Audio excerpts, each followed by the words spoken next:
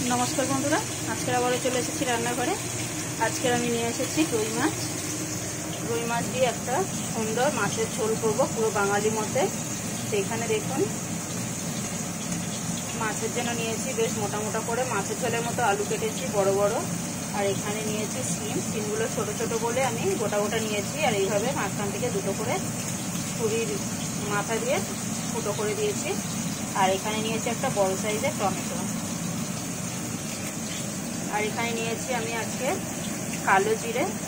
কালো জিরে আছে 1 চামচ মতো পুরো ভরে ভরে নিয়েছি, আর স্বাদ অনুযায়ী নিয়েছি লঙ্কা, কাঁচা লঙ্কা একটা নিয়েছি, মাঝারি সাইজের পেঁয়াজ, আর এখানে আছে 1 চামচের থেকে কম গোটা জিরে।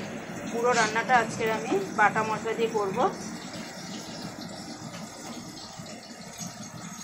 তো আমার কদিন ধরে ভিডিও ছাড়তে পারিনি, আমার ফোনটা একটু খারাপ হয়ে গেছিলো বলে, আর এখানে ফোনটা চালু করতেই আমার কিছু প্রবলেম হয়ে গেছিলো, যার জন্য মাছের এটা আমি দেখাতে পারিনি। তো এখানে মাছ ভাজাটা বসিয়ে দিয়েছি।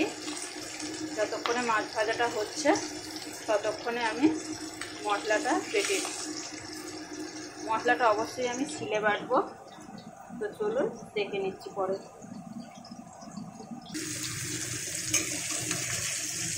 এখানে দেখুন মাছ ভেজে আমি তুলে নিচ্ছি।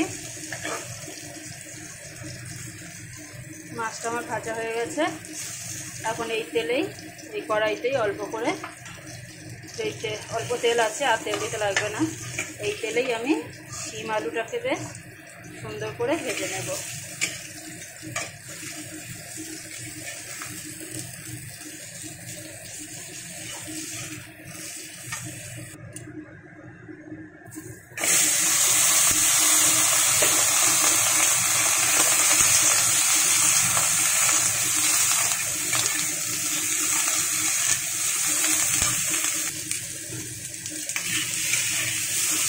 গ্যাসটাকে মিডিয়ামে রেখে আলু আর শিমটাকে বেশ সুন্দর করে একটু নেতিয়ে পড়বে, হালকা লাল লাল ধরবে, ব্যাস সেরকম করে ভেজে নিন। এই দেখুন ভাজা হয়ে গেছে। এবার আমি এটাকে নামিয়ে নেব।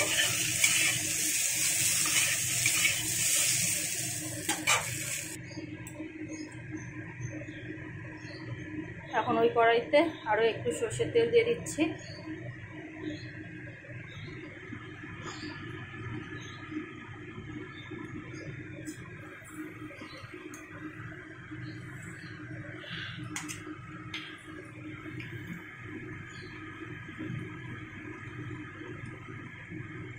তেলের উপরে দিয়ে দিলাম কালো জিরে, এরপরে দিয়ে দিচ্ছি হলুদ গুঁড়ো আর একটুখানি লঙ্কার গুঁড়ো।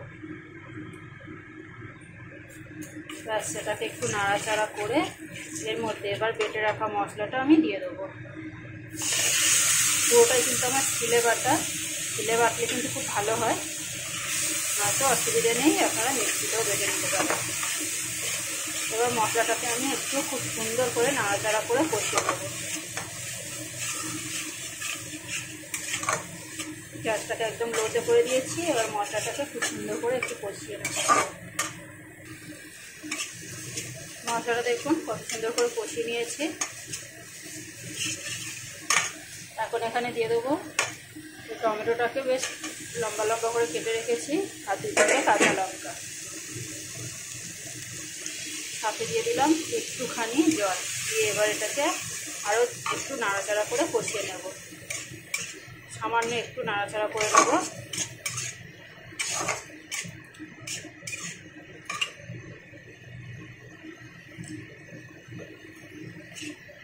আরও সামান্য 1 চামচ জল দিয়ে দিলাম। এবার আমি গ্যাসটাকে বাড়িয়ে দিলাম। মশলাটা যেহেতু কষানো হয়ে গেছে, এবার গ্যাসটাকে বাড়িয়ে দিলাম। দিয়ে এবার এখানে আমি দিয়ে দেবো ভেজে রাখা আলু আর শিম।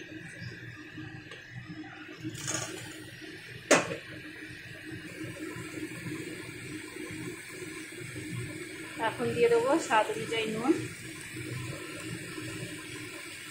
দিয়ে এবারে আরও একটু নাড়াচাড়া করে কষিয়ে নেব। আজকের আমার রান্নাটা মাছের ঝোলটা কিন্তু পুরোপুরি কালো জিরের উপরে, কালো জিরের ঝোল, খুব সুন্দর দারুণ টেস্টি রান্না হয়। একবার হলেও ট্রাই করবেন বাড়িতে। আর আমাকে কমেন্ট করে অবশ্যই জানাবেন। আমি কিন্তু এখানে আদা রসুন ব্যবহার করিনি, আপনারা চাইলে কিন্তু এখানে একটু আদা ব্যবহার করতে পারেন, কারণ আমার ঘরে আদা রসুন নেই সত্যি কথা বলতে। আর দেওয়া না দেওয়াটা পুরোটাই অপশনাল, আর এই আমি গা করে নিচ্ছে করে।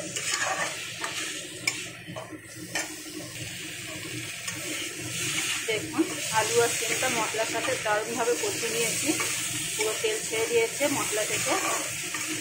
এখন আমি এখানে জল দিয়ে দেবো। জলটা সেরকমই দেবেন যেরকম পাতলা মাছের ঝোল আমরা খাই সেরকমভাবে, তবে নিজেদের পছন্দ মতো।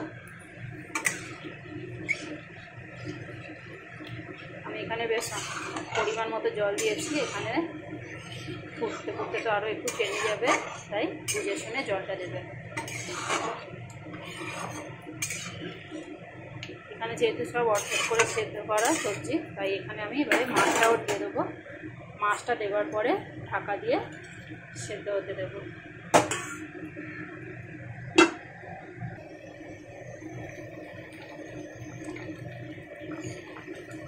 তো দেখুন বন্ধুরা, মাছের ঝোল পুরোপুরি কমপ্লিট।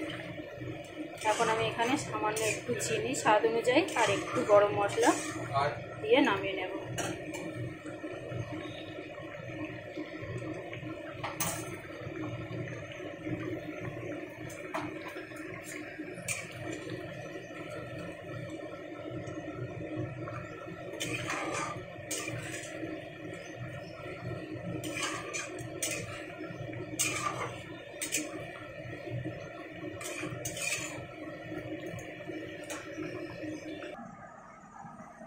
তো দেখুন বন্ধুরা, আমার মাছের ঝোল কমপ্লিট।